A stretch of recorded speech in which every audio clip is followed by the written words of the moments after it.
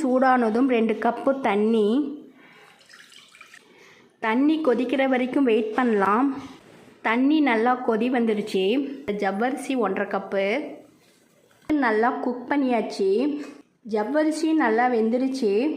வேக வச்சு மசிச்சு வச்சுருக்கிற பாசிப்பருப்பு 1.5 கப்பு, 2 கப்பு கரைச்சி வச்சுருக்கிற வெல்லத்தை சேர்த்துருவோம். மிதமான தீயிலே 3 நிமிஷத்துக்கு குக் பண்ணிடலாம். 1/4 கப்பு தேங்காய் துருவல்,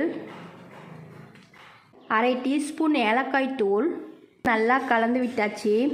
பேன் சூடானதும் 3 டேபிள் ஸ்பூன் நெய் சேர்த்துருவோம். நெய் சூடானதும் 15 முந்திரி பருப்பு, 15 காய்ந்த திராட்சை. முந்திரி பருப்பை பொன்னிறமாக வறுத்தாச்சு. பாயாசத்தில் கொட்டிடலாம். ஜவ்வரிசி பாசிப்பருப்பு பாயாசம் ரெடி ஆயிடுச்சு. இது போல் ட்ரை பண்ணி பாருங்கள். தேங்க்யூ.